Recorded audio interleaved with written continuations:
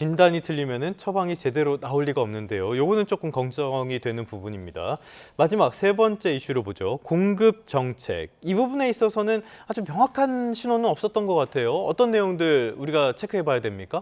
예, 뭐 사실상 뭐 대통령께서도 인정을 한 부분이죠. 예. 신규 택지 발굴은 좀 어렵다. 네. 재개발, 재건축만 가지고 공급하는 효과도 제한적이다. 그러니까 내가 헬리콥터를 타고 현장을 돌면서 부지를 발굴하겠다. 이런 결론들로 갔던 거예요. 근데 잘 생각해 보시면 우리가 그나마 가용 자원으로 활용할 수 있는 건 3기 신도시입니다. 아, 그렇죠. 예, 문재인 정부 때부터 지속적으로 추진하고 있었고 예. 광명 시흥지구 같은 경우는 거의 한 7만 호에 육박합니다. 그러니까 이런 곳들을 서두르는 게 현 시점에서는 가장 빠른 공급 대책이라고 볼 수가 있는 거고요.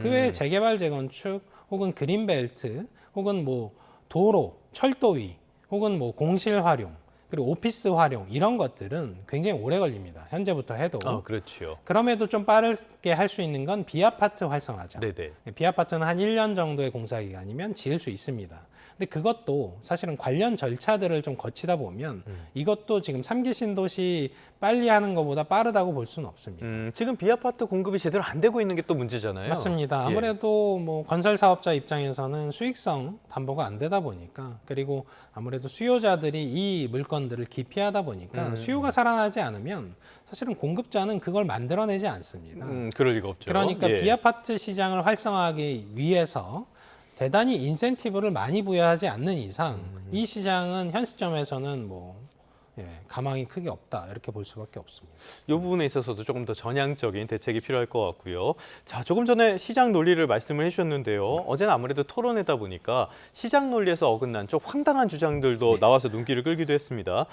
기본적으로는 기존 대출자까지 소급 규제를 하자라는 주장도 있었고요. 1주택 양도세 비과세를 평생 한 번만 주자 이런 주장도 있었거든요.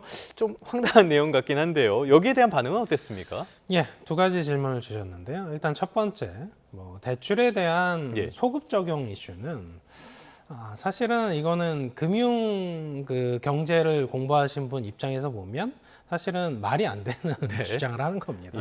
사실은 그 기존 대출자가 사실은 만기에 이르러서 새로운 신규 대출을 하게 되면 어차피 그 당시에 신규 대출 조항들을 받긴 합니다.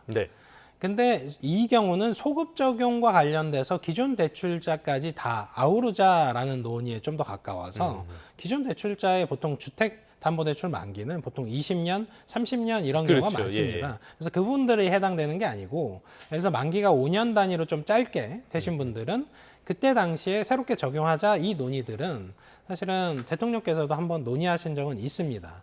실제 그렇게 됐을 때 금융권에 좀 문제가 커질 수 있는 부분들이 있고요.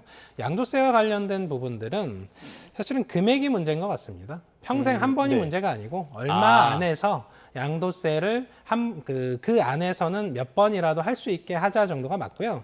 이걸 무한대로 하다 보니까 마찬가지로 주거 이동을 너무 자주 하는 그런 부작용도 있긴 합니다. 그런 것들을 하려면은 조금 더 정밀한 대책이 필요할 것 같고요. 자, 지금까지 여러 가지를 살펴봤습니다. 그래서 어느 정도의 정책 기조는 우리가 가늠할 수 있을 것 같은데요. 이 정책 기조를 기반으로 앞으로 부동산 시장 어떻게 될 걸로 전망을 하십니까?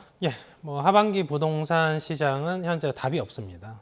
사실은 상반기에 그 대통령께서 1주년 기자회견을 할 때 내가 세금을 통해서 많이 찍어 눌러놓은 거다라고 표현을 하셨잖아요. 근데 이 주택시장은 의식주 범주에 들어가기 때문에 찍어 누르면 나중에 용수철처럼 좀 튀어오릅니다. 그런 관점에서 하반기를 우리가 보면 경제 상황도 괜찮고요. 코스피 시장도 여전히 뜨겁고요. 그리고 공급은 쉽지 않고요. 그리고 주거비는 계속 오르고 있으니까 이런 구도에서 분양가는 또 계속 올라가고 있습니다. 전월세 이슈도 있고요. 그러다 보니까 하반기가 더 뜨거울 수 있다. 상반기보다. 이 정도로 평가할 수 있을 것 같습니다.